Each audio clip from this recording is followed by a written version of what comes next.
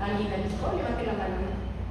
Y así sabes de qué se trata. Entonces, ¿cuántos ustedes han visto películas de personas heridas, fracturadas, en los tiempos antiguos? ¿Ninguna? ¿De verdad? ¿Cuántas personas ustedes han visto en los hospitales, personas que se han fracturado una pierna, un brazo y están que se mueren de dolor? Tampoco. Bueno, de eso se trata la anestesia. La anestesia es una especialidad infravalorada, pero es la madre de los avances de la ciencia en medicina. Porque no se podría operar, bueno, sí se puede, pero ya les voy a explicar en la historia de la anestesia cómo operaban a los pacientes en la antigüedad. Entonces van a ver que si continuáramos así, no se podría hacer trasplantes hepáticos, no se podría hacer artroplastías de cadera, de rodilla, porque ningún paciente se iba a dejar operar despierto y con dolor. ¿O sí? ¿Ustedes qué creen? Vamos a preguntarle a... Uy, ¿todos estuvieron dando? A ver. Dani Chagua. Dani, ¿está? ¿No está? Ay, ¿me puedes prestar un lapicerito rojo, por favor?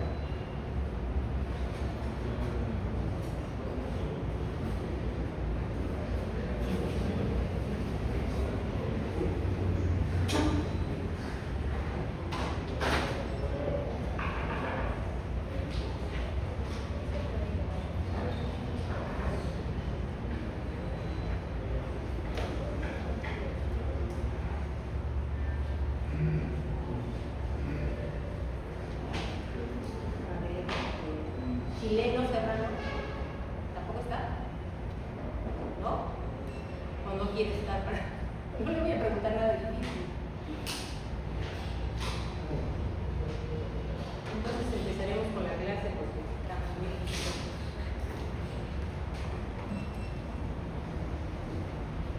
Si ven aquí, logran, apagan un poquito las luces de este lado para que vean mejor, o ven bien así.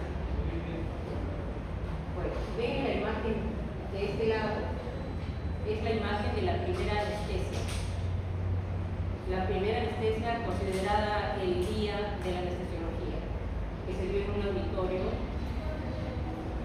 frente a muchos médicos. Y miren aquí, la comodidad. O sea, antiguamente era, y esto que aquí ya está empezando la anestesia, había incomodidad, había ojos observando y todavía había cierto grado de dolor. Aquí hay una paciente estable. ¿Qué significa anestesia?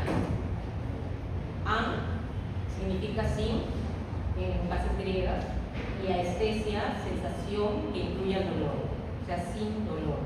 Eso significa anestesia. Miren cómo era la anestesia antes del siglo XIX.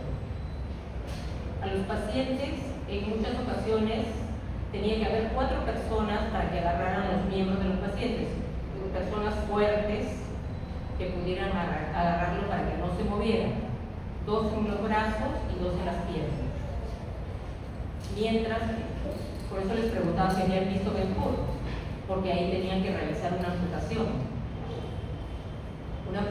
con la persona despierta. Entonces, ¿qué podía pasar con estos pacientes? Si sobrevivían, bien, bueno, una experiencia espantosa, pero si no, podían hacer un shock neurogénico y morir. Así se operaba a los pacientes en la antigüedad.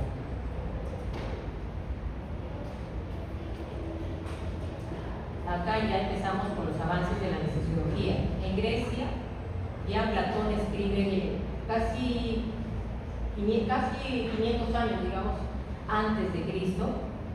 Platón tuvo una obra que se llamó Timeo y ya en esa obra menciona la palabra anestesia.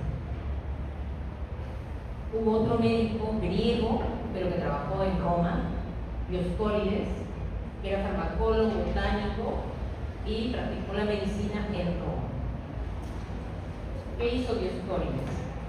Utilizó hierbas como la mandrágora, que la hervía con vino y la utilizaba para amputaciones y también en anestesia ocular. También utilizó el óptimo y escribió un libro, era el Tratado de Materia Médica. Este libro lo usaron hasta en el Renacimiento como farmacopea, como base de la farmacopea. Edad Media y Renacimiento, imagínense desde la época que vivió Dios, 40, 90 años después de Cristo. Galeno, ya 130, 200 años después de Cristo, habló sobre el origen del dolor en el cerebro. También usó plantas en heridas de úlceras. Y él demostró que existía un sistema vascular que transportaba sangre, pero él creía que la base era el hígado. Y por supuesto, ante la Iglesia Católica fue considerado cristiano, como todos los que quisieran avanzar científicamente en esa época. Pero nosotros aquí en Perú o en América no nos quedábamos atrás. Los incas también hacían cirugías y eran un poco más cristianos para realizarlas, porque no las hacían agarrando a los pacientes y que gritaran. Ellos usaban plantas medicinales como la coca, usaban la datura, el floripondio. ¿Alguien conoce el floripondio? Es una flor grande, pero cómo la utilizarían, la amasarían, en qué proceso seguirían, desconocemos, pero usaban esta datura. Y también en Asia usaron la datura, pero no en forma de floripondio, sino de otra especie de datura. También usaban la nicotina rústica, la ayahuasca, y de esa manera operaban a los pacientes. Ustedes habrán visto la cultura, ¿cuál es la cultura que hacía preparaciones? Los incas también hacían, inclusive si visitan las ruinas, hay una mesa de operaciones en la época de los incas, de piedra, ¿no? Que tiene canalitos para que pase la sangre, está la forma del cráneo como para que apoye la cabeza. Entonces eran más científicos para operar a sus pacientes.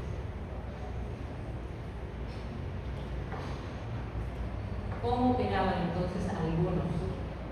Manos y pies amarrados y 2 botellas de alcohol. Una para intoxicar al paciente y disminuyera el dolor, y otra para intoxicar un poquito al cirujano para que pudiera operar frente a los gritos desgarradores del paciente. Así operaban en la antigüedad. Otros le daban un golpe en la cabeza al paciente hasta tequearlo. Otros estrangulaban al paciente para que perdiera la conciencia. Por supuesto que de los tequeados y de los estrangulados de repente no todos vivían, ¿no? Cómo calculaban exactamente hasta dónde llegar en el estrangulamiento y que el paciente no sintiera dolor. Ahora en Roma utilizaron el frío intenso como para disminuir la sensibilidad de la zona a operar. Ya estaban un poco más científicos. Y la compresión de nervios para poder operar. Les mencioné lo de la datura.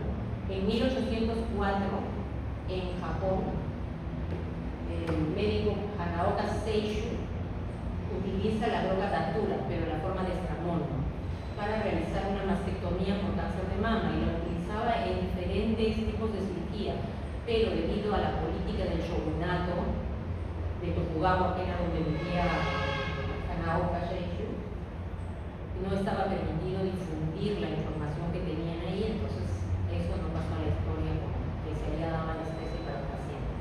Eso se investigó a posteriori. En Inglaterra, este químico británico, Humphrey Davy, no solamente era simpático, sino también comenzó a experimentar con el óxido nitroso, llamado el gas hilarante, que hasta este momento se sigue utilizando en odontología mayormente, pero se puede utilizar también en analgesia de parto. Es más, hace unos años se utilizaba en analgesia de parto. Imagínense, desde 1799. Y él ya vio que se podía usar para aliviar el dolor, pero él era un químico y digamos que no lo usaron para eso, sino como gas hilarante. Lo utilizaban en las fiestas. En vez de usar marihuana, inhalaban óxido nitroso y no estaban riéndose de la fiesta.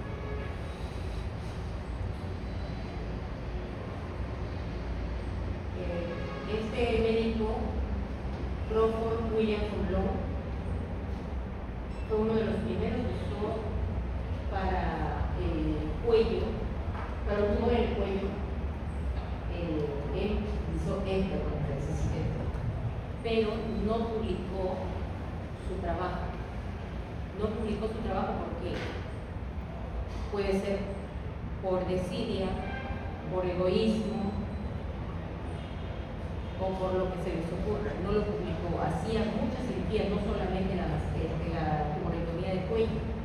Hacía amputaciones, daba analgesia de parto, pero como no lo publicó, para ver que más de él debió haber sido considerado el padre de la anestesiología, porque es médico. Finalmente, el que fue considerado padre de la anestesiología es un odontólogo, bueno, es el tipo dentista. ¿Por qué? Porque él sí publicó, porque él sí supo publicar sus casos. Y ustedes, esto les da una enseñanza que siempre que hagan un trabajo, que vean un caso raro en su práctica como médicos, publíquenlo, así sea un caso. Ustedes están haciendo investigación, entonces saben cómo hacer investigación. Así sea un caso, publíquenlo. De pronto terminan en el Récord Guinness o terminan en una revista de prestigio médico a nivel mundial. Siempre lo que hagan, publíquenlo. No dejen que otro lo patente antes que ustedes. En 1844, un dentista, Horace Wells, pionero en el uso del óxido nitroso para sacar muelas, mayormente para eso, porque antes no hacían curación. Utilizó el óxido nitroso, pero no patentó tampoco su descubrimiento porque decía que aliviar el dolor debía ser tan gratuito para todos como el aire que respiramos. Este médico, Horace Wells, parece que era una muy linda persona, pero, como les dije, no publicó ni patentó su descubrimiento, bueno, no el descubrimiento del óxido nitroso, sino de que funcionaba para sacar muelas. Pero quiso hacer la presentación ante los médicos, y él estaba en Harvard, y ahí no había un auditorio aparente como para hacer una presentación, y tampoco había grupos de médicos donde se reunían, eran en Massachusetts. Entonces le pide a su alumno, el padre de la anestesia, William Morton, que le consiga un auditorio y el permiso del jefe del hospital de Massachusetts para que pueda hacer la presentación ahí. Y su alumno William Morton le consigue, habla con el cirujano, el director del hospital, y le consiguen la presentación como la primera imagen que vieron, ¿no? Entonces consigue un paciente, la primera imagen que precede al inicio, donde estaban reunidos varios señores con smoking. Entonces hace su presentación ahí, pero el paciente, cuando le está sacando la muela, comienza a gritar. Entonces todos los médicos que estaban alrededor, y dentistas también, lo tildan de un timador, ¿no? Que los está engañando. Y el tal Horace Wells se deprime y muere a los 4 años en la pobreza, nada reconocido. ¿Qué había pasado? El paciente, cuando despertó, dijo que no había sentido absolutamente nada cuando le sacaron la muela, pero ya había gritado y nosotros ya lo habían catalogado muy mal a Horace Wells. Era mala elección del paciente, al parecer era un paciente obeso, diabético, entonces no eligió bien su paciente, y también retiró la máscara del éter antes de tiempo. Por eso es que tuvo ese fracaso, por un pequeño detalle.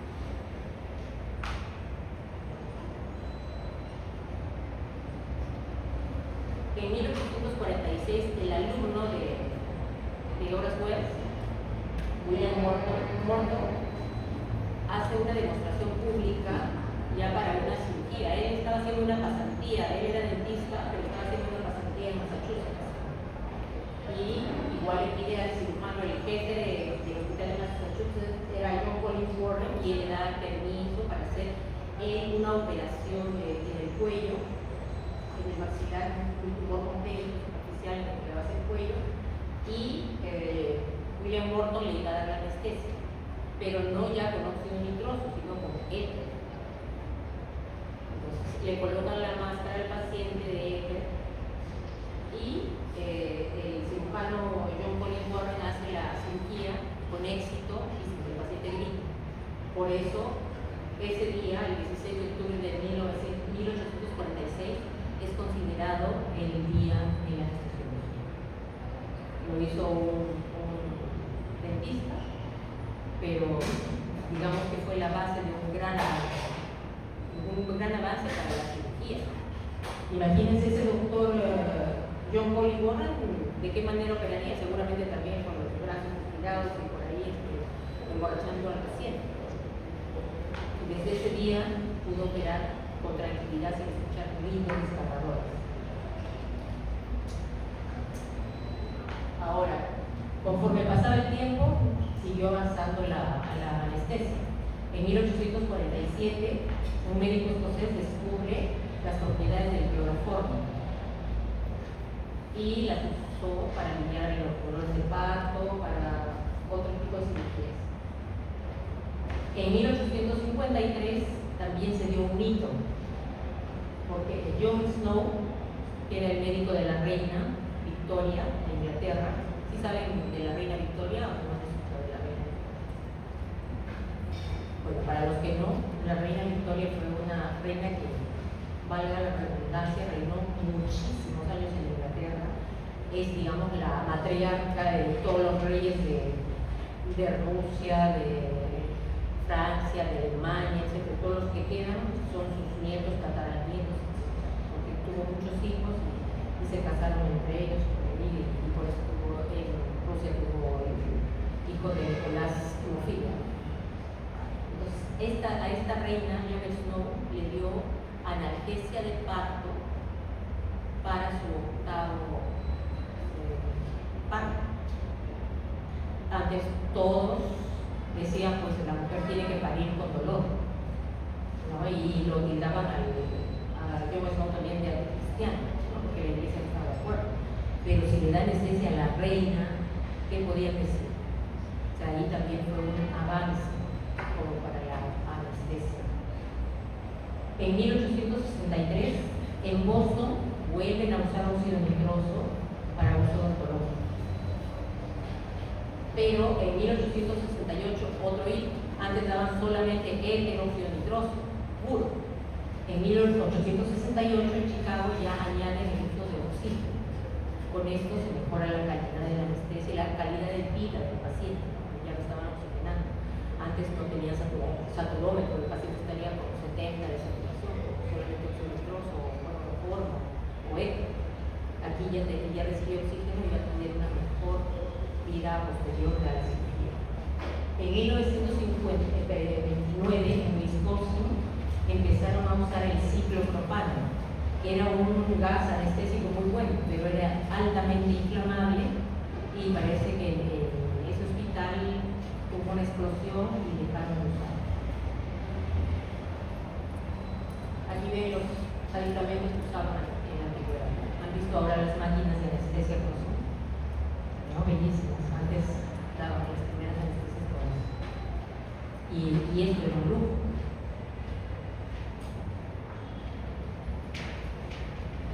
A John Snow también lo consideran el padre de la epidemiología moderna. También fue epidemiólogo, aparte de la anestesia. Y como les dije antes, logró la aceptación de la anestesia obstétrica en contra de las creencias religiosas, éticas y médicas cuando administró cloroformo a la reina Victoria durante los nacimientos del príncipe Leopoldo y la princesa Beatriz. Ahí la ven a la reina con John Snow. Aquí ya comienzan los mayores avances. En 1935, la empresa Abbott hace el primer barbitúrico, el tiopental sódico, y le pide al doctor Lundy de la clínica Mayo que lo use, y empiezan a usar el tiopental. Y el tiopental ya sí, para dar anestesia, es bastante mejor que los anteriores. En 1942, En Canadá se usa por primera vez el curare. Y ese es otro gran avance de la anestesiología. ¿Por qué? Pues si ustedes han visto alguna cirugía abdominal, van a ver que si está sin relajante, se abre la cavidad abdominal y todo el intestino sale como si fuera un globo de fútbol. Y el cirujano tiene dificultad para operar. Pero si se usa el curare, o sea, el relajante muscular, ese intestino va a caer y el cirujano va a poder operar mejor.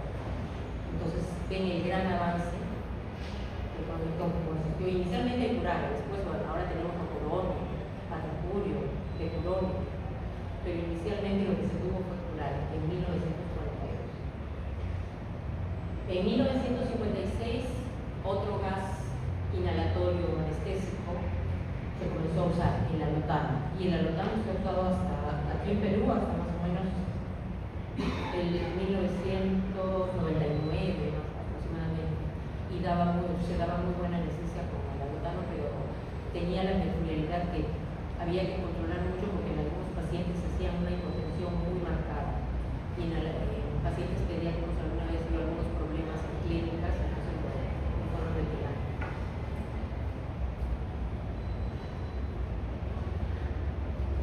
Y son unas palabras de John Snow que no se alejan mucho de la realidad, que dice: ninguno de los descubrimientos realizados en el campo de la medicina ha demostrado ser más beneficioso para la raza humana que el de la anestesiología, no solo por los inmensos sufrimientos que ha evitado, sino porque la estructura global de la medicina moderna se ha reforzado con su éxito y la cirugía ha podido llegar a grandes avances. Ahora que han visto toda esa parte, ¿creen que se podría hacer todo lo que se hace en cirugía actualmente sin la anestesia?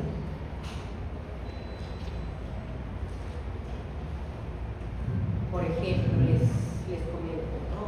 un caso que se me presentó después de mucho tiempo de una cirugía programada, una citorreducción uterina, por cáncer de ovario. La paciente sangró como 4 alivos porque tuvo desgarro del hepato. ¿Creen que en esos tiempos hubiese salvado a la paciente? Ahora esos pacientes salen con vida de nuevo. Y me pasó ayer y salí temblando porque prácticamente fue muy difícil sacarla del trance de la paciente. Esto no se hubiese podido hacer sin todos los avances de la anestesia. Y por supuesto también de la cirugía, porque en un hospital grande se pueden solucionar los problemas. Si esa cirugía se hacía en una clínica pequeña, la paciente con el anestesiólogo perfecto, con los cirujanos perfectos, porque cuando el ginecólogo rasgó hígado, se llamó llamen al cirujano de hígado. Y el cirujano de hígado vino en 10 minutos. El problema y la paciente está en eso. Entonces ven la importancia de la anestesia en el avance de la medicina. Bueno, hasta aquí alguna pregunta, porque aquí ya terminó la parte de la historia de la anestesia. Vamos al tema.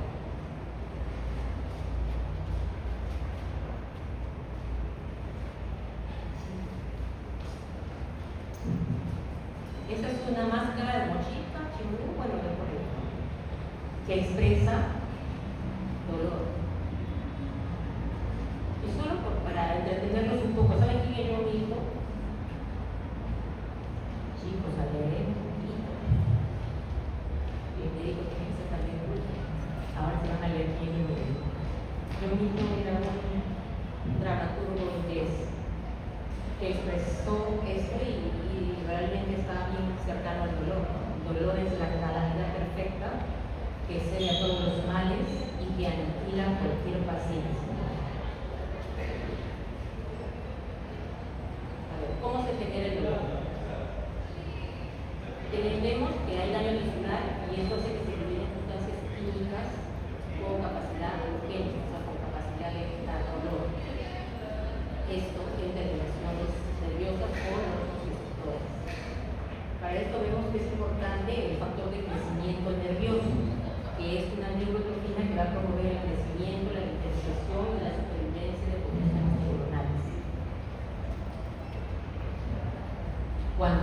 hay daño tisular, este factor de crecimiento nervioso va a aumentar.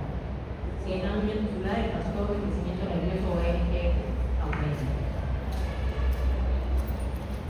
Luego un ratito que voy a hacer el cabello como estoy viendo el cabello.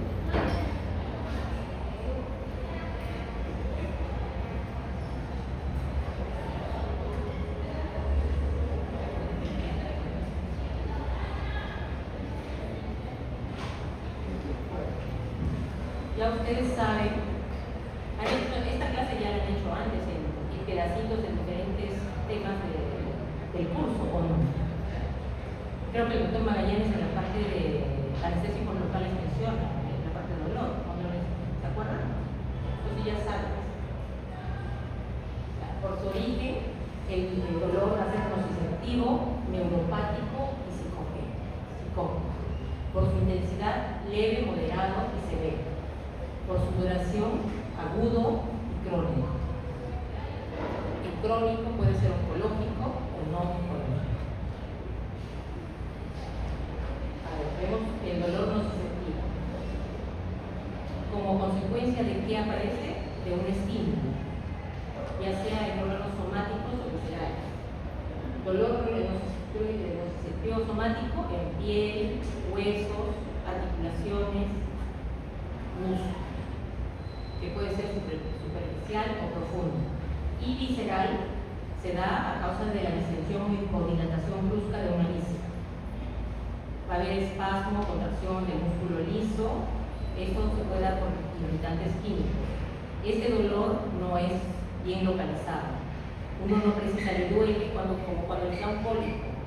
No saben exactamente qué parte de la abdomen está doliendo. O sea, es un dolor poco referido, es profundo, y no saben exactamente en qué punto se te está doliendo. Como cuando te duele estar con una apendicitis y duele aquí. Es un dolor retenido. El dolor neuropático se debe a una actividad neuronal anormal, ya sea secundaria a una lesión de nervio, ya de nivel periférico o de nivel central, como la neuropatía diabética, la neuralgia del genio, la ciática por compresión del nervio ciático, sea por lesión del lado cerebral o de la neuralgia del genio. Ese es el dolor neuropático. ¿Qué características tiene? Ardor, quemazón, dolor pulsante o descarga eléctrica, puede haber hipersensibilidad, dolor persistente sin ningún estímulo, hormigueos, sensaciones raras en el cuerpo. El dolor psicógeno está relacionado con la ansiedad, con la persona, mayormente con ansiedad, que a veces consideramos esta persona está loca. Nunca debemos de minimizar el dolor de una persona. A veces nosotros vemos está tan bien, no le duele, pero se está quejando. Siempre tenemos que tomarlo en cuenta, porque no sabemos qué trastorno pueda tener esa persona. De repente no le duele, pero está queriendo llamar la atención, y ya al hacer eso es que hay algún trastorno ya de nivel psiquiátrico. Entonces, ¿qué podemos hacer? Ayudarla tratando de ser psicólogos o enviarla a un psicólogo si estamos en una cosa de nuestra paciente. Nos llega una paciente así, la enviamos al psicólogo y le estamos ayudando, no simplemente, la necesitaré para hacer paracetamol para que no moleste, ¿no? Porque de repente esa paciente termina suicidándose.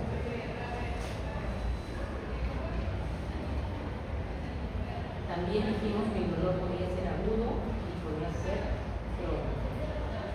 A partir de los 6 meses se considera dolor crónico. Diríamos como así, pondremos un ejemplo. Una paciente cesareana.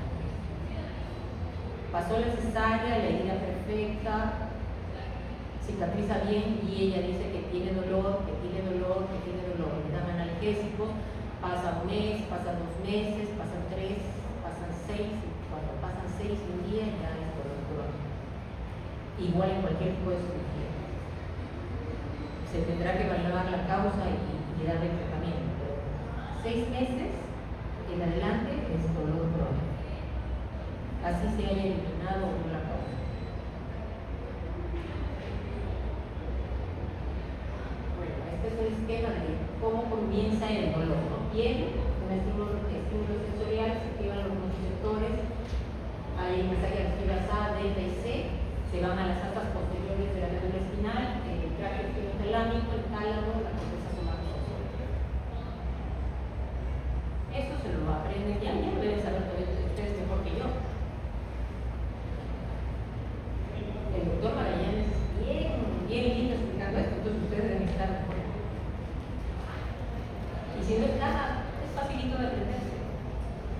Eso es aprender. ¿Qué es la nocicepción? Un proceso neurofisiológico en el cual el cuerpo va a detectar estímulos dañinos como el calor, la presión excesiva, el rechazo, sustancias químicas, y va a enviar el mensaje hacia los axones y toda la vía que hemos explicado hace un momento. Aquí vemos los procesos que tiene la nocicepción. Estos procesos de transducción, transmisión, modulación y percepción se hacen simultáneamente, o sea, no vienen separados, solo se separan con fines didácticos, pero todo es un solo camino, solo para que los vayan aprendiendo lo vamos a mencionar de forma separada.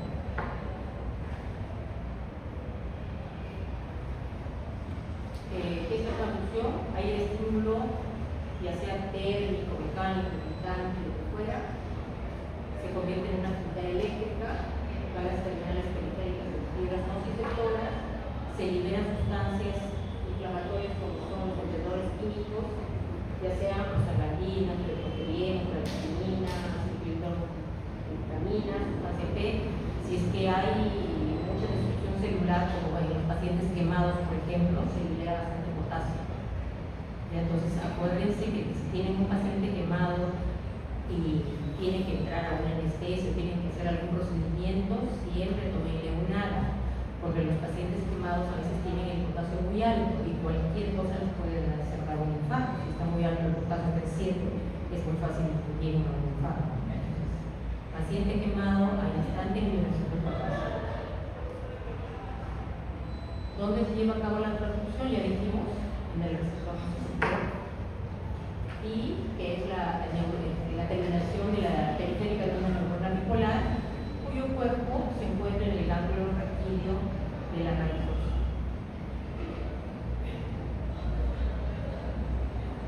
Aquí vemos todas las sustancias, la fuente y los efectos que tienen.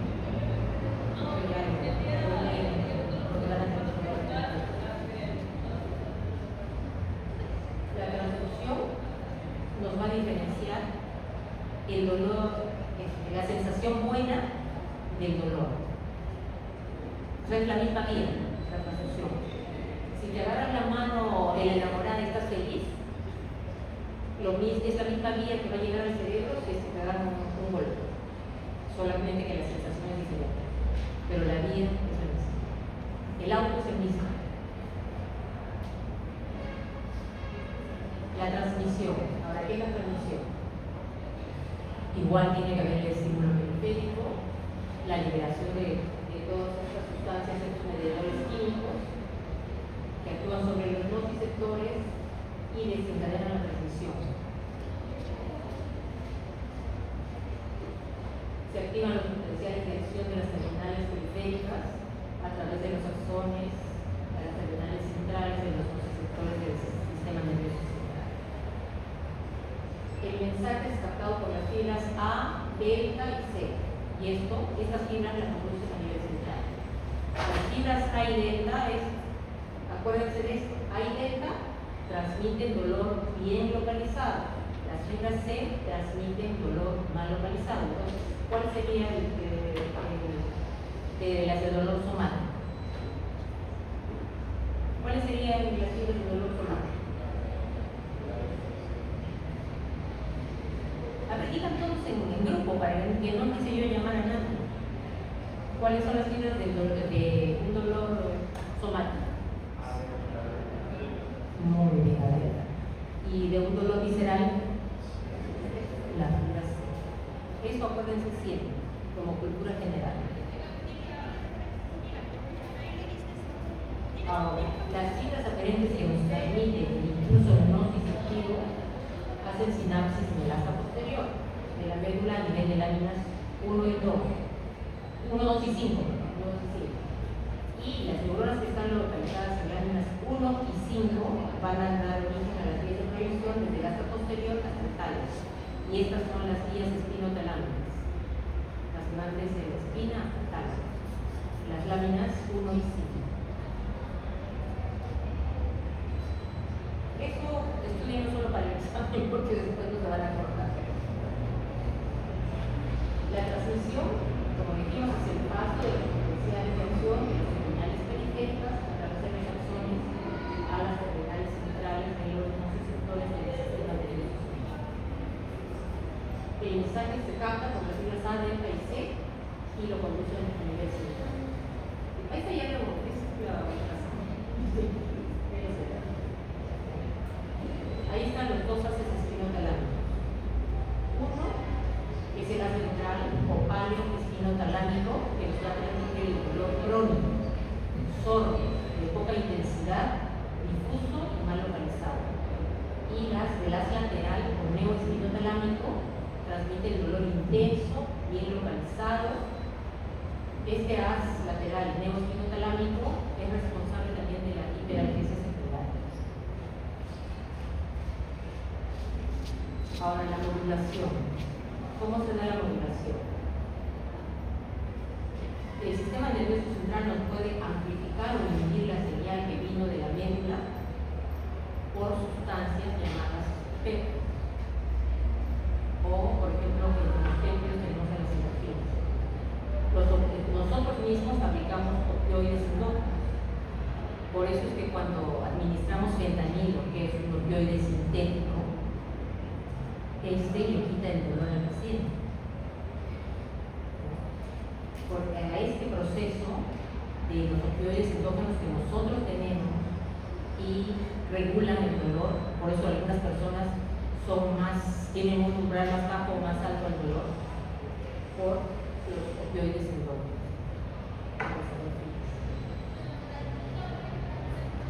Estas endorfinas se clasifican en tres, las endorfinas no, los neuromoduladores. En endorfinas, que son muy idénticas, el fentanilo trabaja a nivel 1, las encefalinas delta y U y las endorfinas kappa. También tenemos a la serotonina, la noradrenalina y el GABA. Todas estas sustancias modulan el dolor.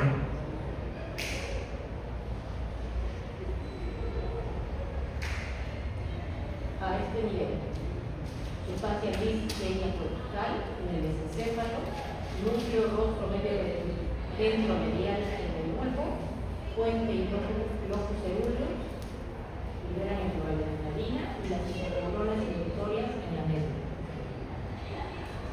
Esta clase es un poco más ampulita que la anterior, pero estos puntitos uno los tiene que aprender.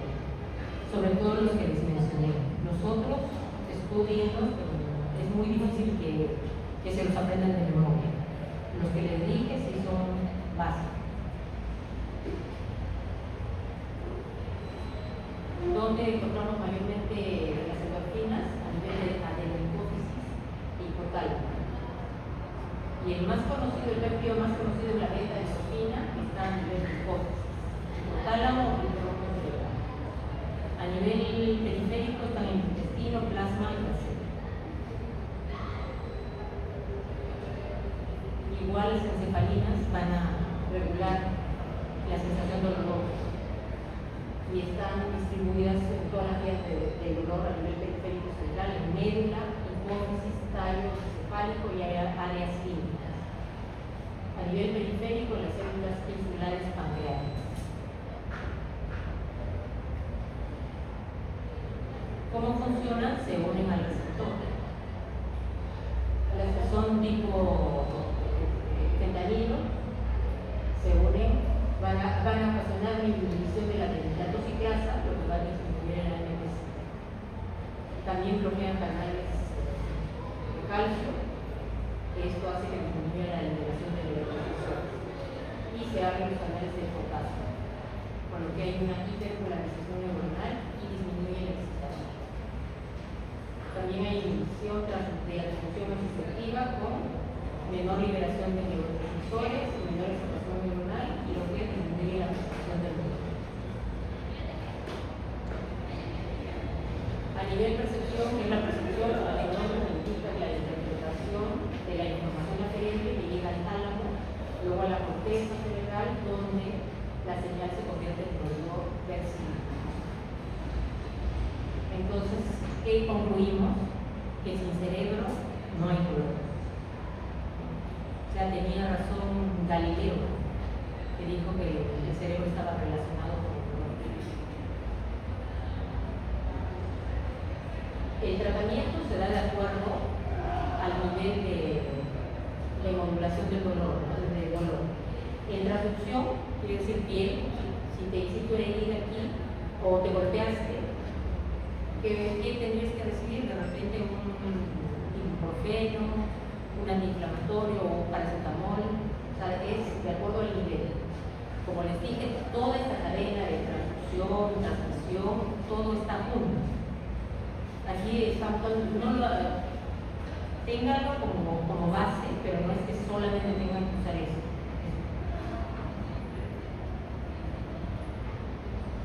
A nivel transmisión, que ya está más arriba el dolor, podría tratarse de repente como una anestesia espinal o maquilla.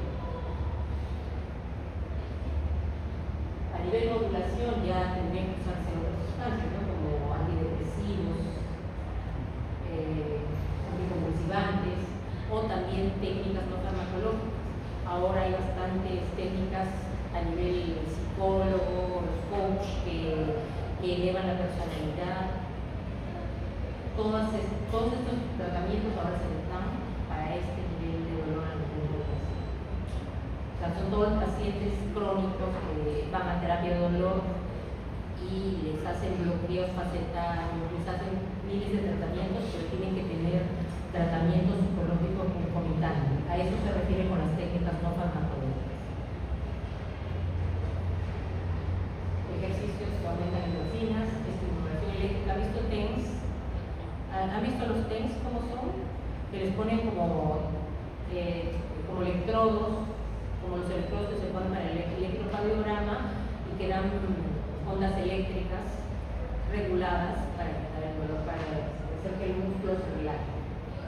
El mindfulness es un conglomerado de ejercicios, motivación y también el calor y frío modulan las señales de autonomía médica. Si están muy estresados, se van a baños turcos, agua caliente, agua fría. Eso también podría ser considerado como parte del tratamiento. Lo mismo que la percepción, puede recibir terapia cognitiva, regulación emocional, mindfulness, regulación, fármacos, educación del paciente y mejorar el estado emocional y social. El dolor también nos puede dar complicaciones respiratorias, cardíacas, intestinales, vasculares, musculoesqueléticas. Puede haber a nivel respiratorio retención de infecciones, tos, infecciones cardíacas, puede aumentar la presión arterial, el gasto cardíaco, puede haber angor, o sea, angina de pecho, puede haber incluso un infarto miocardio por el dolor. A veces al comienzo dijimos que los pacientes seguramente morían por shock cardíaco. A nivel gastrointestinal puede haber estasis gástrica, disminución del tránsito gastrointestinal, a nivel vascular trombembolias, trombosis venosa profunda y a nivel musculoesquelético atrofia muscular, lo que les pasa a muchos pacientes, sobre todo a los pacientes ancianos. Les duele la rodilla y se sientan y no mueven más la rodilla. ¿Cómo creen que le darán esos músculos? Se atrofian. ¿Por qué? Por el dolor. Por el dolor ya no mueven. Hay otros que les duele y se van al gimnasio y siguen haciendo ejercicio y les músculos no se atrofian. Ahora, a nivel de médico general, todos deben conocer la escala del dolor. Es más, cuando trabajen, si los contratan en una posta de salud, ahora que todo está integrado a nivel nacional, digo cuando sean médicos generales, ya cuando sean especialistas, definitivamente los pueden contratar en la salud. Esa salud tiene todo por computadora, pero para que grabes en consultorio la atención al paciente, te ponen una carita, la escala del dolor, y si no le das a la carita, no se graba la atención. Entonces tienen que conocer cómo se maneja. Y es muy fácil, ¿no? Porque ahí nomás nos dice 0, 0 dolor, 10 dolor que me estoy muriendo. Entonces le explican al paciente, a ver, si 0 es nada de dolor y 10 es lo máximo de dolor, ¿cuánto te duele? Y por supuesto que también tienen que ustedes valorar, el paciente les va a decir 10. Cuando es 10, el paciente estaría llorando, las lágrimas cayendo. Ese es un 10. Pero si es un paciente que te dice 10 nada más, así porque 10, tiene que verle la cara, si tiene cara de dolor realmente o no. Pero si es un 10, definitivamente el paciente va a estar llorando. Hay otros que por categoría dicen nada, discreto, moderado, severo, pero esas tablas no se usan mucho. La que más se usa es estas y la de las caritas. La de las caritas sobre todo para los niñitos, ¿no? Porque le dices al niño, ¿cómo de ella así? Así y así, y el niño te va a explicar todo mejor que un adulto te va a decir el dolor exacto que tiene con las caritas. Entonces esto, como médicos generales, tienen que saberlo para que puedan evaluar a su paciente, porque incluso en la escala del dolor pueden poner en su historia, si se echa a mano, escala del dolor 5, y ya todos sabemos cuánto le duele. Ahora, también tienen que enfocarse en hacer un buen diagnóstico. La tecnología ha avanzado mucho, pero nada va a superar al médico haciendo su anamnesis, haciendo una buena historia clínica.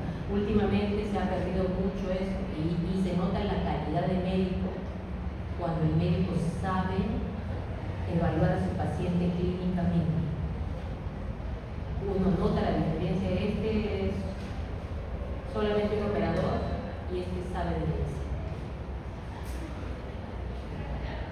Cuando uno atiende en Lima, de repente en todo lugar hay mucho para llegar a una tomografía, llegar a una resonancia, llegar a etcétera de exámenes. Pero cuando uno está haciendo el segundo detrás del cerro, de repente no hay. Entonces, por lo menos tengo que tratar de dirigir el diagnóstico. Entonces, siempre historia detallada, en este caso, cuando estamos hablando de dolor. Alicia lo estamos poniendo como una mnemotécnica. Vas a ver a qué vamos a ver. Tenemos que hacer énfasis en catalogar las diferentes formas de dolor. De repente hay un dolor anormal, dice, siento como hormigueo por aquí, pero me molesta, me duele este tipo de dolor. Entonces, siempre rebuscar hasta el mínimo el dolor, de dónde proviene, es aquí, es referido. Tiene que tener la afiliación del paciente, qué actividad realiza. De pronto está con una ciática terrible y es un minero, entonces ya saben por qué, bueno, de repente tiene su hernia, ¿no? De tanto trabajar, cargar peso, etc. Ahora también el entorno familiar. De repente es una señora que el esposo la maltrata psicológicamente, entonces le puede doler todo, la cabeza, los pies, etc., ¿no? El maltrato también te puede hacer doler todo el cuerpo y el dolor debe ser más feo todavía que una fractura. ¿Cómo es su vida laboral? En el trabajo tienen problemas con su jefe o con sus colegas y eso también les causa dolor. Dolor de cabeza básicamente sería lo más frecuente en este caso. También, ¿qué signos y síntomas acompañan al dolor? Puede haber alteraciones del gusto, del olfato, puede haber alteraciones de esfínteres, debilidad de miembros inferiores, alteraciones de la visión. También es importante preguntar, ¿sigue haciendo lo mismo o su actividad ha cambiado? De pronto ha cambiado de trabajo y está haciendo otras actividades con las que tiene el dolor que presenta en ese momento. Ahí está Alicia. La A de Alicia, aparición del dolor. ¿Cuándo apareció el dolor? Hoy, ayer, hace un mes. A raíz de que apareció el dolor, la localización. Me duele aquí, pero se traslada ya, todo, la localización del dolor. Se irradia este dolor, ¿qué características tiene? ¿Es urente, es pulsante, es lancinante? La intensidad. Ahí estaría la escala. ¿Qué intensidad de dolor? De 0 a 10, ¿cuánto les duele? Agravantes. El dolor aumenta cuando me levanto, o el dolor aumenta cuando me acuesto, o el dolor aumenta cuando subo escaleras, ¿no? Tienen que saber qué agravantes tienen. Acuérdense de esa mnemotecnia para su práctica. Y siempre, nuevamente, hacer un examen clínico completo, examen neurológico, examen osteomuscular. Ahora, aquí tenemos varias causas que pueden ocasionar dolor. ¿Qué debemos sacar en claro de esta diapositiva? Que primero se trata el dolor y luego se investiga la causa. O sea, yo no voy a decir el paciente está que se muere de dolor y yo le digo no le puedo dar ningún analgésico porque primero tengo que saber por qué le duele. O sea, tenemos que tratar el dolor y concomitantemente ir investigando la causa, pero no vamos a dejar al paciente con 10 en la escala de dolor, un mes investigando de qué se trata y que se muera de dolor, ¿no? Entonces siempre primero tratar el dolor.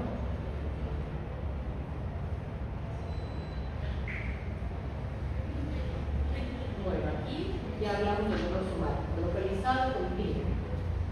Cuando se presenta en traumatismos, afecciones, artritis, tendinitis, esguinces, fracturas, en impacto traumático, o sea, todo dolor que haya en el cuerpo. Esto es el somático visceral, por dentro, con las vísceras. El tratamiento de un dolor somático, como médicos generales, pueden iniciarlo con paracetamol. Si no calma, pueden añadirle al paracetamol un aire. Pero esto también no en tiempo indeterminado. No lo van a dar el tratamiento de un mes, 2 meses, 3 meses, tienen que investigar la causa. La pueden combinar de preferencia solamente 2. Y si el dolor ya es más severo y no lo pueden tratar, lo envían a una unidad de terapia de dolor. Ahora, las características del dolor visceral, ya vimos esto. Difuso, repetido, generalmente en lugares lejanos a la zona de origen. Hablamos del apéndice. Cuando inicia la apendicitis, ¿dónde duele? No duele en la fosa derecha. Sí. Inicialmente duele en el epigastrio. O sea, es un dolor referido y lejano al lugar de origen. Puede ser secundario a fenómenos de isquemia o infarto, ya sean renales, cardíacos, mesenteric. Son dolores indescriptibles. Puede ser secundaria a una inflamación, a una peritonitis, a una pancreatitis, a una infección o a una úlcera. También se puede presentar con cólico, ya sea renal, intestinal y ginecológico, los cólicos durante la menstruación, por ejemplo.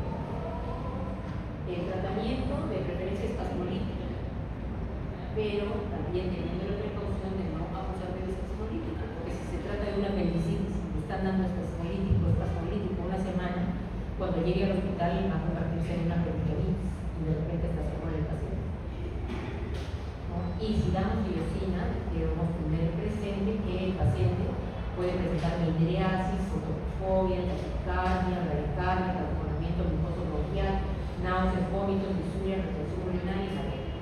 No se presenta en todos los casos, pero puede presentarse.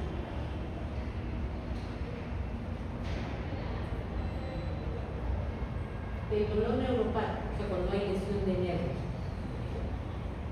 ¿Con qué se trata? Básicamente con AINES y opioides, pero este ya es de tratamiento especializado.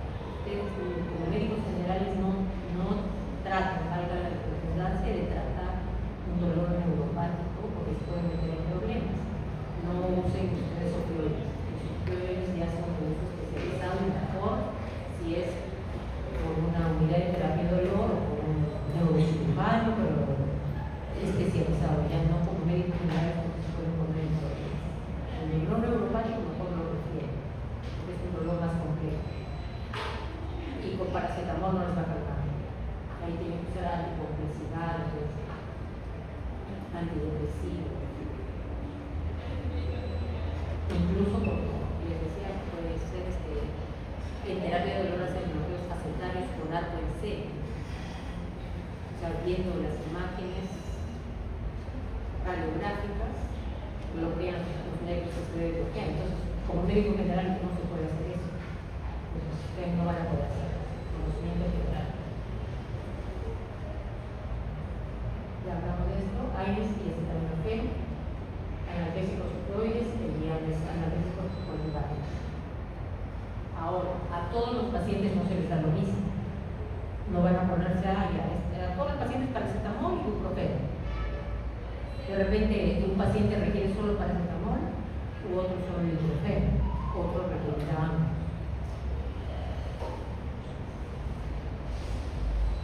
Los AINES se usan para dolores leves, pero también para algunos dolores fuertes. No solamente.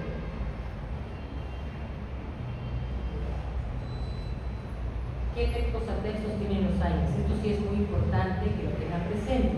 A veces como médicos nosotros recetamos y hasta nos automedicamos con AINES. No sé si escucharon a Gianmarco, si lo conocen, el cantante. Él estuvo con falla renal por AINES. Entonces, siempre con precaución. No solamente, Gianmarco era joven, más precaución si son pacientes ancianos. Los pacientes ancianos, la mayor parte, tienen la función renal disminuida.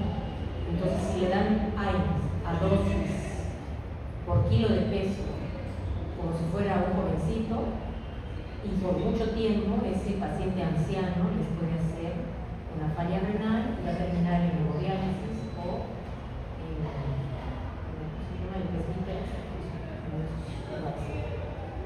a dormir para siempre.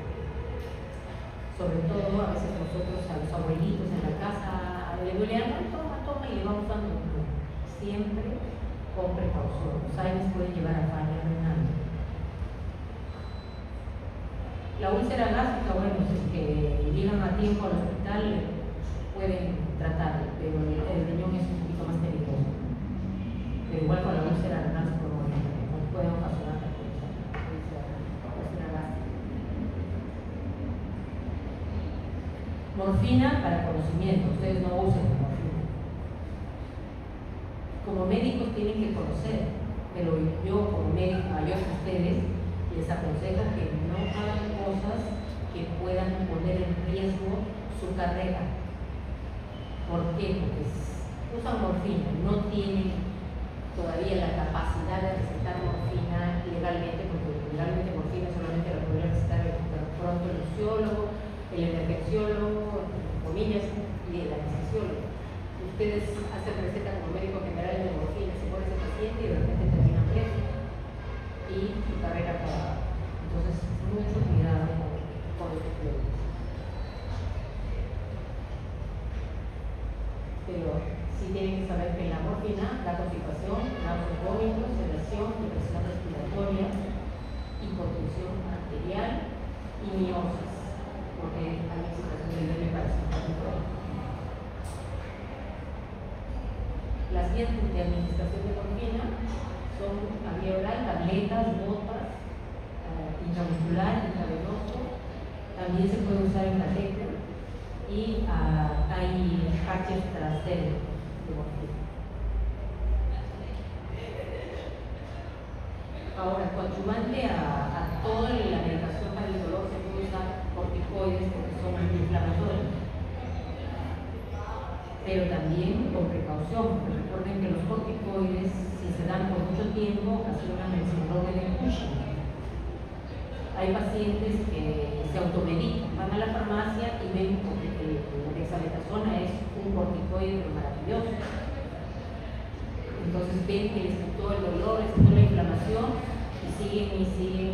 Cuando se dan cuenta están Cushing. Entonces el Cushing es algo. El Cushing no solamente es que toda la cara se les puso blanca y llena de granitos, rojo. Hay daño renal, hay daño en la visión, hay daño en la piel, en todos los órganos, en los huesos, hay descalcificación. Es un medicamento para darlo con necesidad. Los anticonvulsivantes, cuando se están muriendo, el paciente está haciendo convulsión, como le recetan fenitoína, y de ahí lo derivan al neurocirujano o al neurólogo, porque son los que tendrían que recetar fenitoína. Se llaman mejor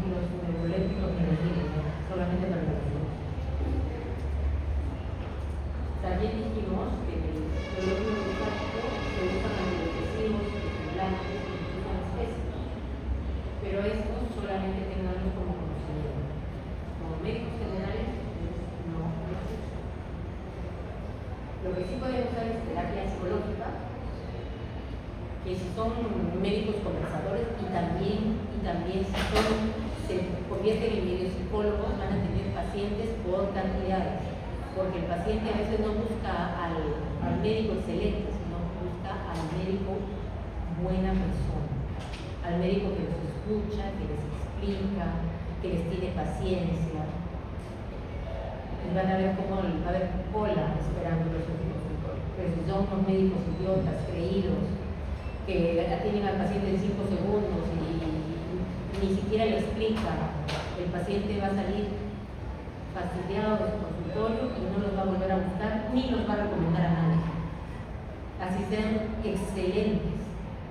De pronto, bueno, si es que son tan excelentes que son los únicos que hacen la cirugía que el paciente necesita, ya por necesidad lo buscará, pero no van a tener mucho paciente. O sea, siempre traten de ser buenas personas con el paciente, evaluarlo bien, ser amables con él, así estén enojados porque todos los días no nos levantamos felices, pero recuerden que el paciente viene con una dolencia y nos ve como si nosotros fuéramos los dioses que lo vamos a curar y no podemos ser unas personas nada agradables para el paciente.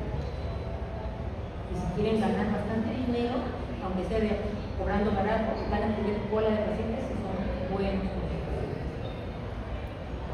Entonces ya saben, esto sí lo podemos hacer, terapia psicológica. Últimamente también para los se está usando en inyección a nivel de columna vertebral. Aparte que la música lo usan también para belleza, etc. Se puede usar en los ojos. Pero eso lo hacen los médicos de terapia de los anestesiólogos. Aquí vemos otros opioides que se pueden combinar. Y les he hablado bastante de las unidades de terapia de dolor, pero no sé si han visto alguna ustedes. Antiguamente solamente había el servicio de recuperación, que es donde van los pacientes postoperados. Pero ahora hay unidades de terapia de dolor donde van los pacientes crónicos, los pacientes oncológicos. Y qué bonito que existe esa unidad. Por ejemplo, les hablaba de la escala del dolor. Una vez estaba en el consultorio de módulo preanestésico y llega una paciente que no podía ni hablar. Las lágrimas se le caían. Tenía un cáncer de mama. Venía para que le hagan la mastectomía. Venía al preoperatorio. Le digo, señora, pero no le han dado nada para el dolor. Bueno, me han dado esto. Era que programar. No le han hablado de la unidad de terapia de dolor, que nos da la unidad de terapia de dolor. La primera unidad de terapia de dolor en la renal. No sé si el Revalete ya formó su unidad de terapia de dolor, creo que sí, porque votaron. La primera unidad de terapia de dolor del país, al renal. Y habiendo en mi hospital, a esa paciente, la atendió un médico displicénico, porque ese médico sabía, el de mama, que había la unidad de terapia de dolor. Vio que esa paciente estaba que se moría de dolor y no fue capaz de enviarla a la unidad de terapia de dolor. Yo en ese momento, sí, me levanté y me la llevé a la paciente sin que tuviera cita ni nada a la unidad de terapia de dolor y les pedí por favor que la atendieran, que le pusieran una alita, que le pusieran algo, porque de verdad que era doloroso ver a una paciente que lloraba de dolor, que no podía ni hablar. Entonces, para eso sirven las unidades de terapia de dolor. Dan tratamiento a todos los pacientes oncológicos para que, lamentablemente, hay muchos que no sobreviven, pero tienen que irse con calidad de vida. No se deben ir sufriendo. Para eso está la unidad de terapia de dolor. Y este señor, que fue mi maestro cuando yo era residente, había salido unos añitos antes que yo, nada más. Le encargaron que forme la unidad de terapia de dolor. Era un loquito de esos que les gusta hacer aquí y hacer todos sus procedimientos, y fue creando la unidad de terapia de dolor. él ya se retiró, no estaba en la edad de jubilarse, y ha formado su empresa particular, donde forma nuevos médicos en terapia de dolor. El doctor Víctor Espinosa, por si alguien le duele, yo estoy recomendando, pero es muy buen médico de terapia de dolor. Las unidades de terapia de dolor tratan tanto el dolor agudo, pero básicamente esto es en relación con anestesia, el dolor agudo. Tratan migraña, dolor de parto y básicamente dolor crónico, ¿no? Enfermedades degenerativas, neuropatías diabéticas, dolores somáticos, neuropáticos, lo que le decía que no agarran la morfina, no agarran fentanilo ni esas cosas. Ellos pueden usarlo porque saben cómo hacerlo, a qué dosis, con bombas, etcétera, para no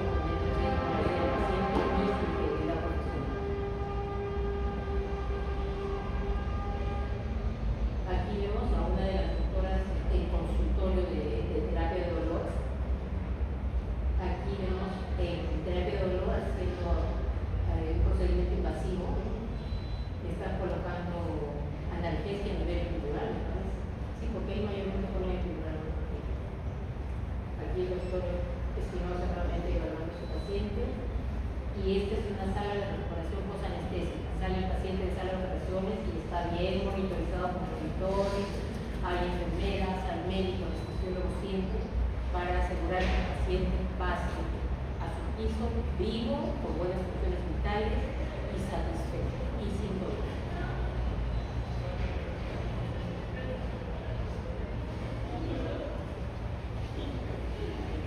Acá vemos, esta diapositiva debemos darle calidad de vida al paciente. Como ya se les mencionó lo de la calidad de vida. Calidad de vida del paciente, así el paciente tenga un día de vida, debe irse sin dolor. Estas son algunas maneras de bloquear el dolor. Esto sí lo pueden usar como médicos generales.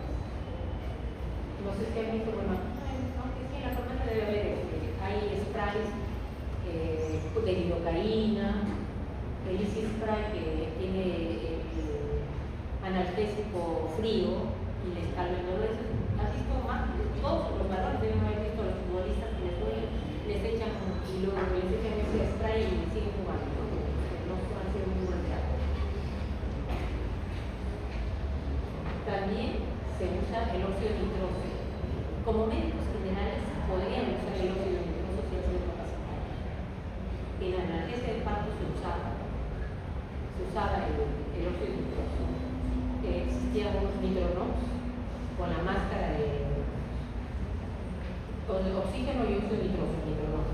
Y la máscara se le daba a la paciente y se le decía, cuando sientas que va a empezar la contracción, comienzas a respirar. Y eso les disminuía el dolor en la contracción.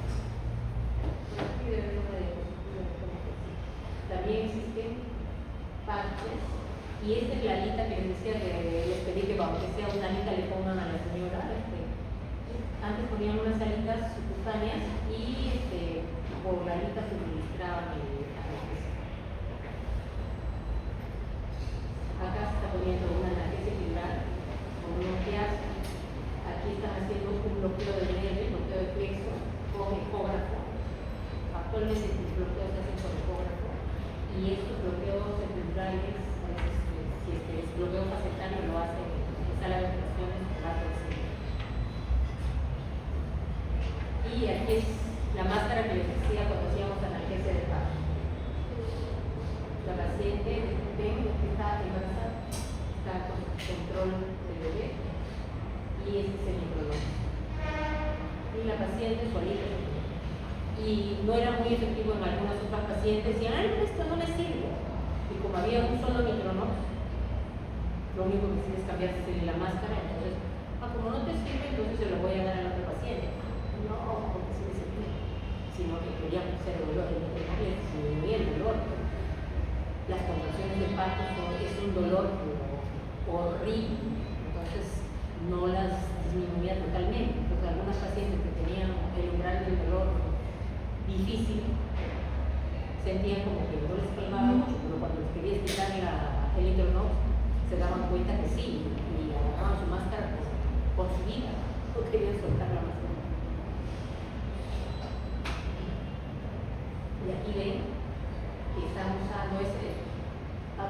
ven muy bien el aparatito de nitroso, están usando el óxido nitroso para analgesia o sea, se sigue usando y ustedes también podrían usar si se consigue un micrófono. Si son por ahí encuentran en su práctica privada a los vendedores del óxido nitroso,